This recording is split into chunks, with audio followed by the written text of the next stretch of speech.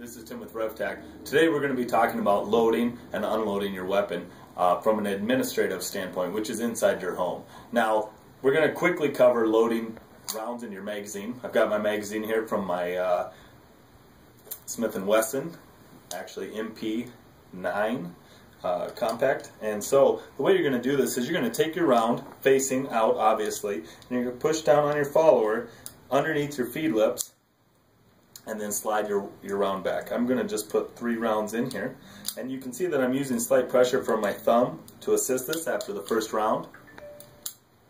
Get this going.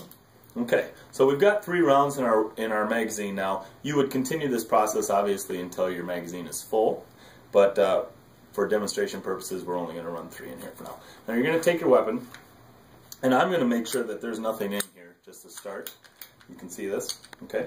Now, whether it's loaded or unloaded, you're always going to point your weapon in a safe direction. You need to understand that in your home, a sheetrock wall is not necessarily a safe direction. Okay, so in my home, this would be the floor is going to be the safest direction to point this weapon at all times. So this is where I will be pointing this firearm.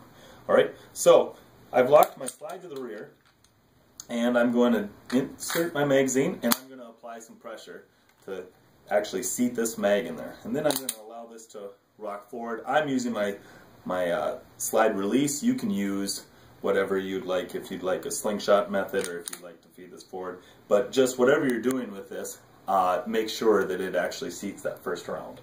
Okay, so in order to check this, I'm going to slide back and see that this is actually containing a round in the chamber, and then I'm good to go. Okay, so that's loading more or less. Now we're going to talk about unloading this weapon. It's been a long day, and I'm coming home, and I'm ready to unload this weapon for the day and put it away.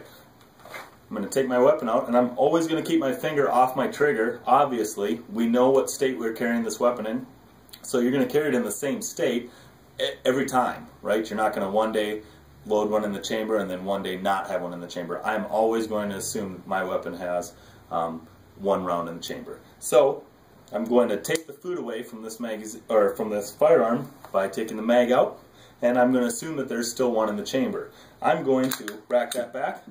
I don't care if it hits the floor or if you catch it in your hand or how you're going to do that. Sometimes they'll come out the bottom of your firearm, and then I'm going to pull a couple more times to make sure that nothing else comes out of there. Sometimes people will think that they've just dropped 1 round out of there, but they've left their magazine in, which keeps feeding more rounds into their weapon. Okay, now I'm going to still do a visual inspection and make sure that there's nothing in here quickly, and then it's good to go. You can slide it forward and put your weapon away wherever you're going to store it. All right, now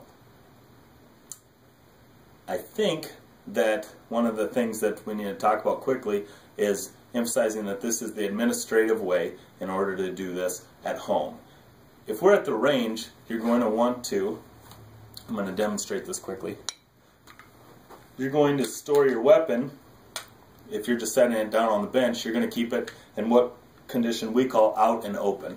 All right, your magazine is out and your slide is open and to the rear, so that you can see inside that there's nothing here. So you would set your weapon down facing down range, still preferably, but set it down and it's in a very safe configuration at this point. All right, now if we're at the range, we can feed our ammo in, seat your mag, run your slide forward, and you've got 1 chambered and ready to go, correct? Now if we're at the range, again, it's pretty much the same procedure. You're going to drop your magazine, you're taking the food away from your weapon, clear that round out, you can double check, all right, run it a couple times, and then lock your slide to the rear, and you're good to go to set this weapon down. All right, well that's pretty much the basics of loading and unloading your firearm. This is Tim from RevTac. Remember, practice makes prepared.